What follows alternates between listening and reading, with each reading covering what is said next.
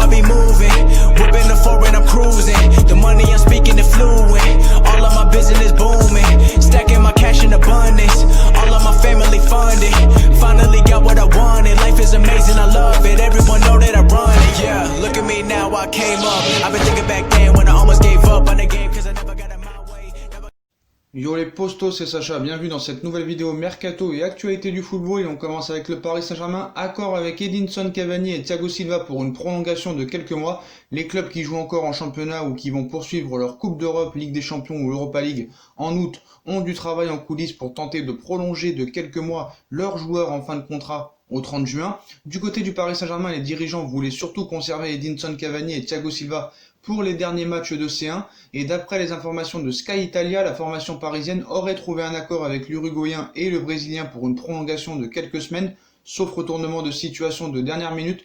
Les deux joueurs devront donc être disponibles pour les derniers matchs du PSG sur la scène européenne avant de partir pour relever un autre défi. Des négociations aussi sont en cours pour prolonger Sergio Rico jusqu'à la fin de saison. Prêté par le FC Séville au Paris Saint-Germain pour cette saison, Sergio Rico était censé regagner l'Andalousie au 1er juillet, mais ça c'était avant la pandémie.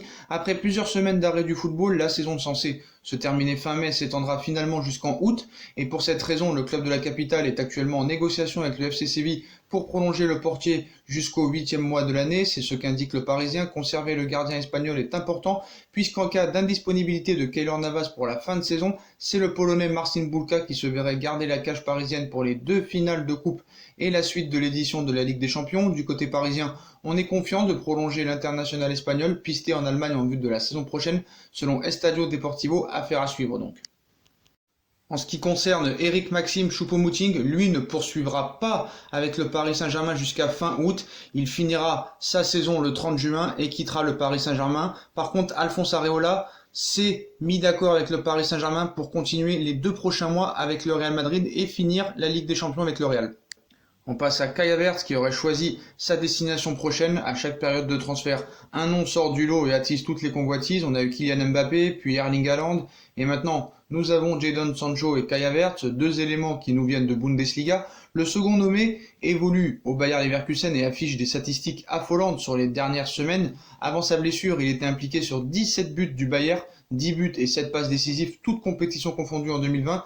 Ce mercredi, contre Cologne, il était de retour de blessure et il s'est encore offert un but et une passe décisive pour Moussa Diaby, ancien parisien, offrant la victoire aux siens par le score de 3-1. S'il garde la tête sur les épaules, il se sait scruté par les plus grands clubs européens. Rien qu'en Angleterre, Chelsea lui fait les yeux doux et ne désespère pas de pouvoir le recruter. Le Bayer, depuis quelque temps, demande d'ailleurs 100 millions d'euros pour son attaquant sous contrat jusqu'en 2022, mais visiblement l'international allemand de 21 ans aurait déjà fait son choix pour son futur club. Selon les informations de Marca, il aurait choisi le Real Madrid qui lui fait aussi les yeux doux, comme toujours quand un jeune crack émerge sur la planète football. Avec les difficultés financières liées à la pandémie, les clubs doivent être inventifs pour faire leurs emplettes, et c'est aussi le cas des merengues cette saison.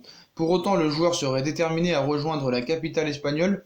Il l'aurait fait savoir et surtout aurait glissé aux dirigeants madrilènes qu'il pouvait attendre encore un peu, voire même une année de plus. Mais les Espagnols ont une idée derrière la tête. Depuis un moment, l'écurie allemande veut le Brésilien régner en prêt, alors que le Bayern de Munich semble s'être éloigné de la course à la signature d'Havertz. Le Real Madrid pourrait bien avoir le champ libre. Et on passe à l'une des informations principales du jour. N'Golo Kanté est à vendre pour financer son mercato XXL. Chelsea a besoin de vendre. N'Golo Kanté est placé sur la liste des transferts à en croire la presse anglaise. Roman Abramovich a décidé de sortir le chéquier cet été. Le propriétaire de Chelsea a déjà offert Hakim Ziyech et Timo Werner à Frank Lampard pour plus de 100 millions d'euros d'indemnité de transfert.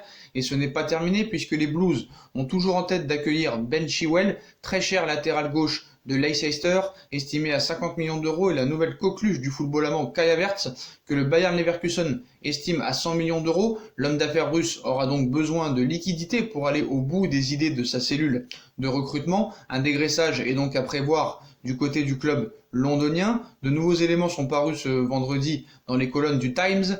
De nombreux joueurs sont placés sur la liste des transferts selon le très sérieux quotidien britannique. Une grosse valeur marchande. Emerson Palmieri, Marcos Alonso, Baba Rahman, Kurt Zouma, Andreas Christensen, Timothy Bakayoko, Michy Batshuayi et Ross Barkley sont tous à vendre. En cas d'offre satisfaisante, ils ne seront pas retenus. Idem pour Victor Moses et Mario Pasalic, prêtés respectivement à Fenerbahçe et à l'Atalanta Bergame. Le journal anglais précise même que Jorginho et Olivier Giroud, qui vient pourtant de prolonger, pourraient eux aussi être concernés. Surtout, le Times assure que Chelsea veut vendre N'Golo Kanté. Non pas que les pensionnaires de Stamford Bridge aient à redire des performances ou du comportement du champion du monde 2018 de 29 ans qui est irréprochable, seulement l'international tricolore sous contrat jusqu'en juin 2023 est l'une des plus fortes valeurs marchandes de l'effectif et un élément bankable qui permettrait d'obtenir un gros chèque. Arrivé en 2016, auréolé de son titre de champion avec Leicester, N'Golo Kanté partira peut-être 4 ans plus tard, contraint et forcé. L'information ne devrait en tout cas pas passer inaperçue sur le marché, notamment du côté du Paris Saint-Germain, intéressé de longue date par le natif de Paris.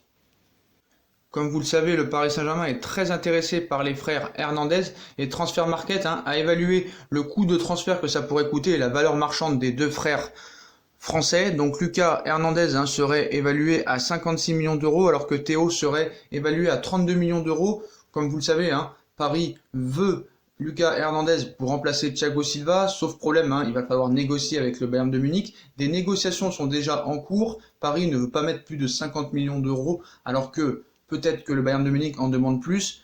Et Leonardo aussi négocierait peut-être un prêt avec option d'achat non obligatoire. Pour Théo Hernandez, ce sera un peu plus compliqué, même s'il est évalué à moins cher. Le Milan AC ne compte pas le vendre et Théo Hernandez a dit à la presse qu'il comptait rester au Milan AC et que c'est là-bas qu'il voulait rester. En tout cas, le Paris Saint-Germain fait toujours de Lucas Hernandez sa priorité. Il y a bien des discussions qui ont été entre les deux clubs. Voilà la valeur marchande des deux joueurs français et des deux frérots.